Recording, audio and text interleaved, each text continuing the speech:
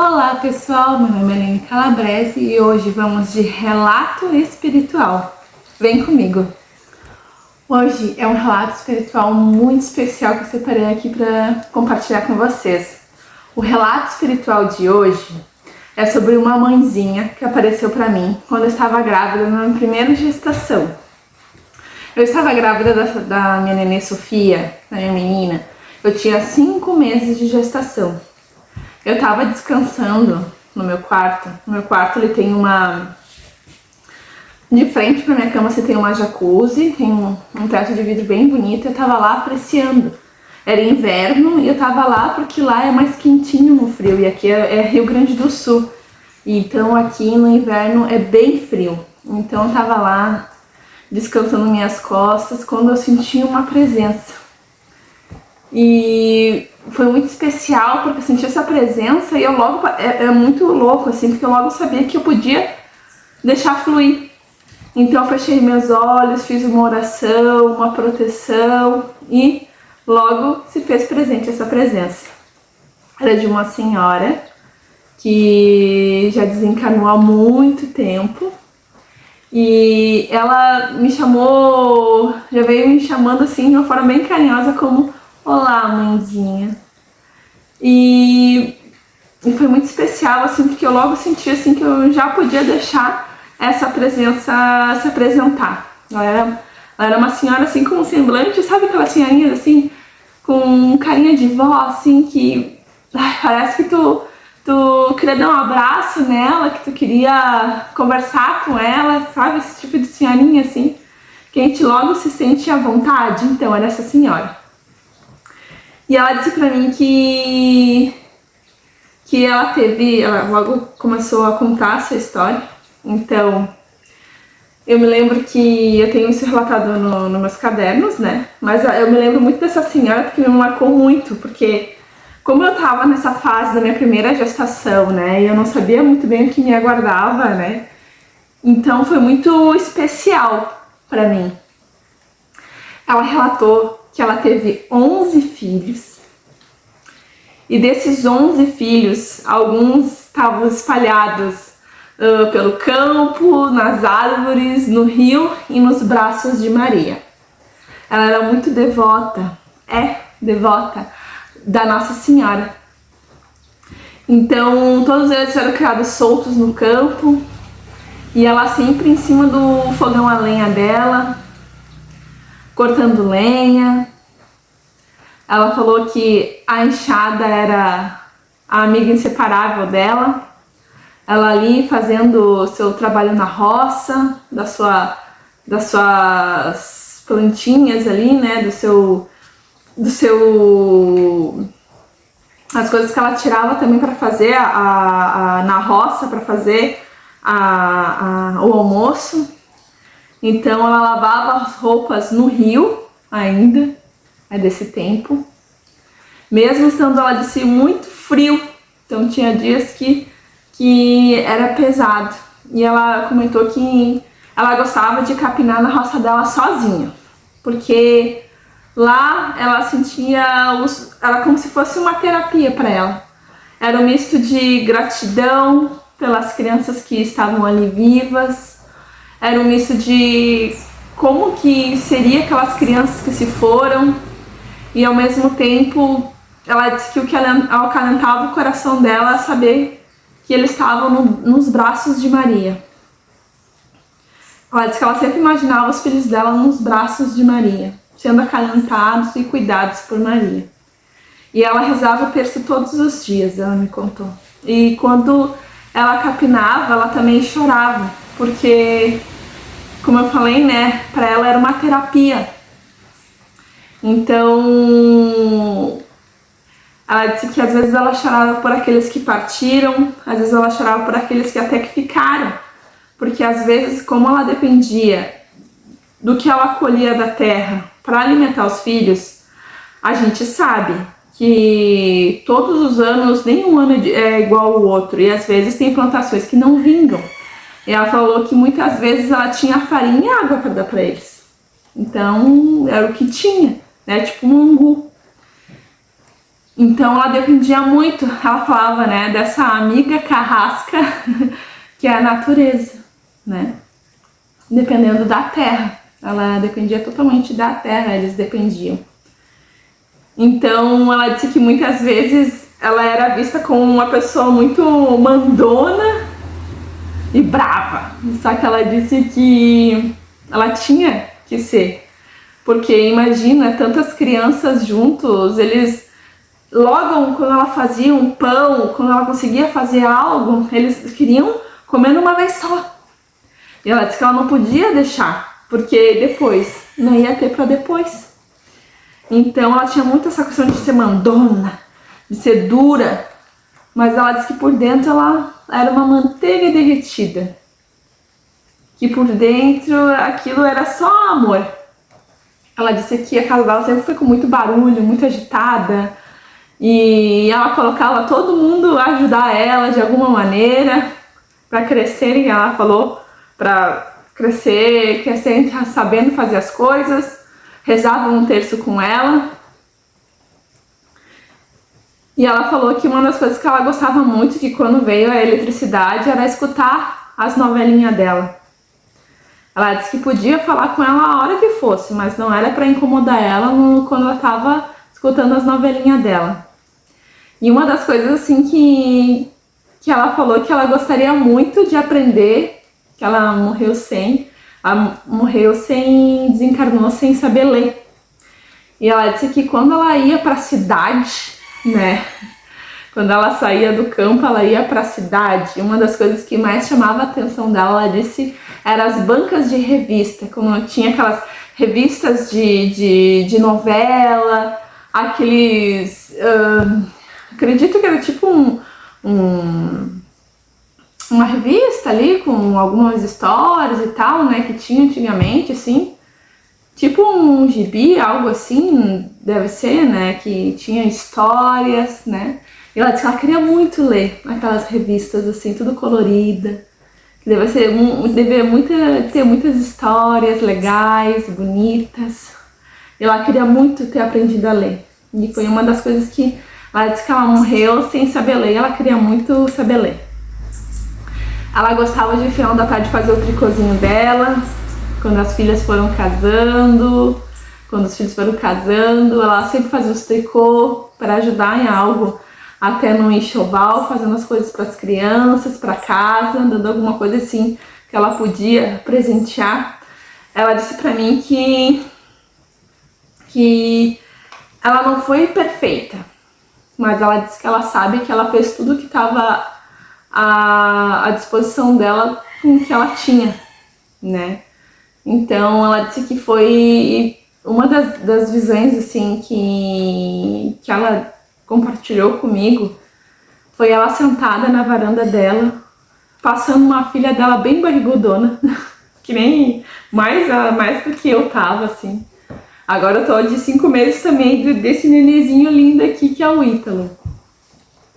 Então, e várias crianças brincando no pátio. Ela disse que a casa dela era sempre assim, sempre uma gritaria de criança.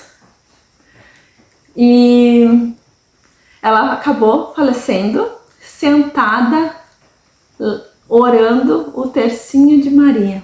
Ela disse que ela foi puxada por uma luz e ela foi parar nos braços de Maria. Então, essa história assim de superação, né?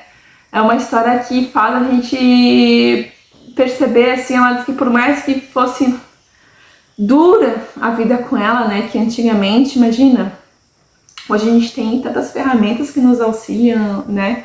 Que auxilia a gente, né? Desde uma máquina de lavar louça, vejo por mim, assim, como me ajudou na minha maternidade, né? Pode parecer besteira, mas nossa, às vezes na correria ali a criança só quer a mamãe, né? Imagina, ela dentro de ti, ela não quer ficar fora, ela quer ficar grudadinha na mamãe, né? Então a máquina de lavar louça, a gente tem a máquina de lavar roupa, a gente tem uma secadora, a gente tem, né, tantas ferramentas, um aspirador que limpa bem a nossa casa, né? Então a gente tem tantas ferramentas, né? Antigamente, imagina, ela lavava a roupa no rio, cortava a lenha dela pro fogão a lenha que ficava o dia inteiro aceso. Ela tinha que ser dura com as crianças para não ficar pegando comida toda hora, porque senão não ia ter para depois, então ela tinha que ficar regulando.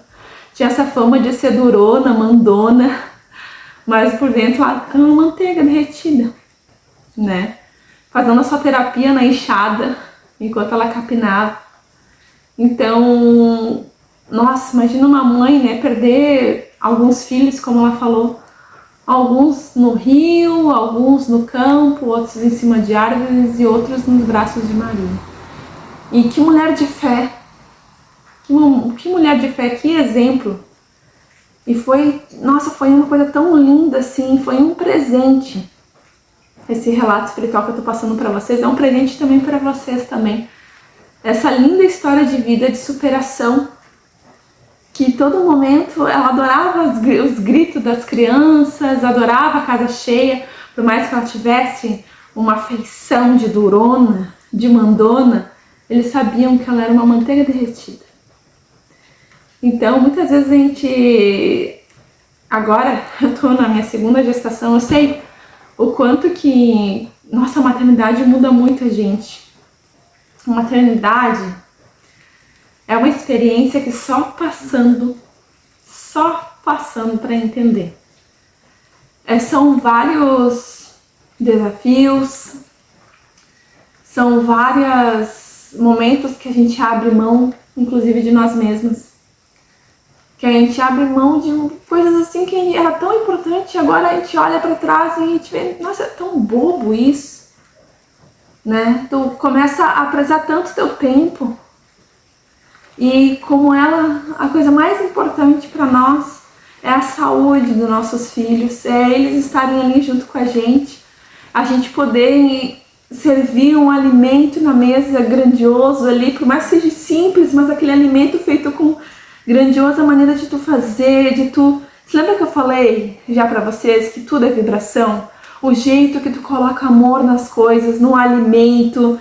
Ali tu servindo aquele alimento para tua criança. Imagina ela com tantos filhos, né? Ela foi passagem de 11 filhos.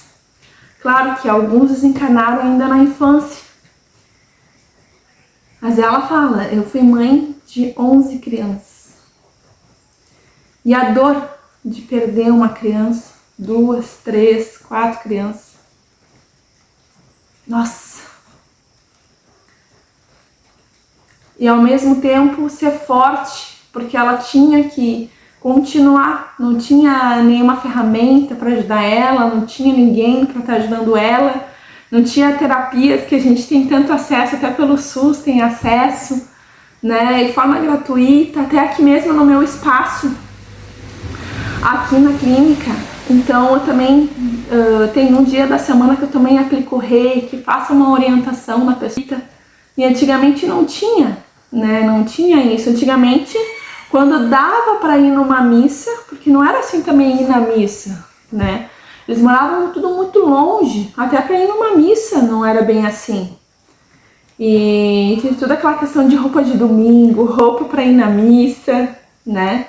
Não era que nós, assim, que a gente vive, querendo ou não, bem vestido, arrumado, sempre limpos, porque a gente tem, né, recursos. Antes eles não tinham nenhum sabão para lavar a roupa. Tinha que poupar em tudo, até no sabão, no pão, porque eles não sabiam quando ia ser, como ela falou. Ela não sabia como que ia ser a próxima colheita da roça. Então, não tinha uma maneira não tinha recursos, não tinha da onde vir, né? E isso nos mostra tanto assim como a nossa vida também nessa nossa geração, como as coisas estão mais facilitadas por um lado, assim. Eu sei que tem outras que, se a gente deixar também levar, como tanta pressão também no nosso trabalho, no lado profissional, no lado de relacionamentos em geral, mas a gente tem que sempre centralizar, como eu sempre falo para vocês, não deixar sempre a nossa essência de lado, por causa de pressões externas.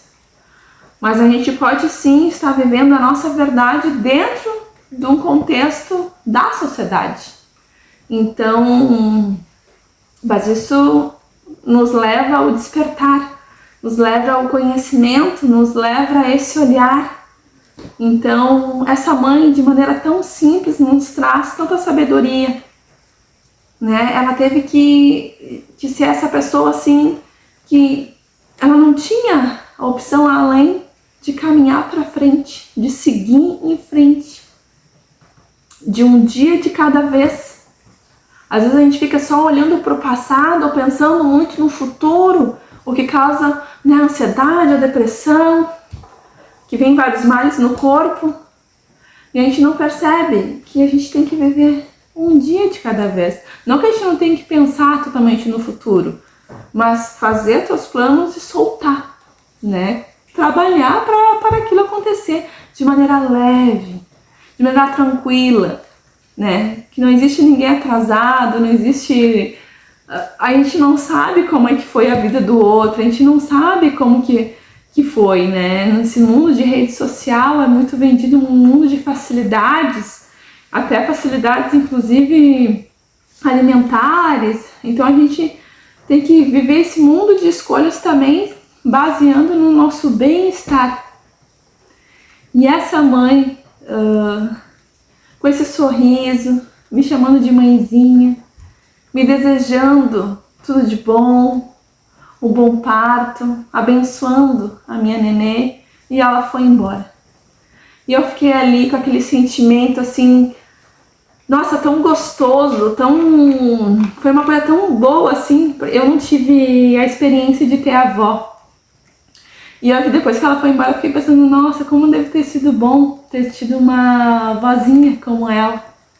Alguém ali ouvindo nossos gritos na infância, alguém para sentar, deitar um pouquinho no colinho, chorar algumas mágoas, ouvir suas histórias. Então deve ter sido maravilhoso. E hoje a minha filha, os meus filhos, né, o neném que vai vir, tem muita sorte que eles têm duas vós, então vivas. Então isso é muito gostoso. Eles vão ter esse vínculo gostoso com a avó, que ela disse que uma das coisas que ela mais gostou na vida dela é de ter sido avó, e foi um momento único na vida dela. Então eu vou ler aqui para vocês uma poesia que eu fiz para ela logo após dela sair. Se lembra que tem alguns relatos que eu consegui fazer uma poesia logo quando eu tinha algum tempo do relato, e eu vou ler aqui para vocês, tá? O nome, então, é Para Todas as Marias. A lenha rachada na força, a roupa lavada no frio, a comida feita na hora, a casa varrida com palha, os 11 filhos espalhados sobre o rio, sobre as árvores, sobre os braços de Maria. A enxada companheira lavrando minha roça junto às lágrimas solitárias. Lágrimas de luto, lágrimas de trabalho, lágrimas de raiva, lágrimas de gratidão. A colheita dependia da amiga aliada carcereira à natureza em sua imprevisibilidade. A barriga roncava, independente do tempo. Na mesa alguns ovos e polenta, na mesa fartura da colheita, na mesa farinha e água. Os pés na terra expostos, meu semblante fechado, demonstrando um amor de coragem em luta. Por dentro, uma manteiga derretida. Os netos como são belos. Com minhas mãos calejadas, o tricô para os enxovais. A casa sempre com vida de gente. A luz se fez nesses dias, e as noites de novelas no rádio, um sonho em meu íntimo eu sempre o tinha, aprender a ler as revistas de fotonovelas coloridas. Perfeita? Fui longe de ser, sempre fazendo o que podia. Um dia eu vi uma linda canção e entrei na luz com o terço de Maria, longe do meu chão. Então, esse é o relato que eu gostaria de estar compartilhando com vocês nesse belo domingo de chuva, com esse cheirinho de terra gostoso, para estar presenteando vocês com esse relato espiritual, tá bom? Nos vemos então quinta-feira. Um beijo e um grande abraço a todos. Gratidão!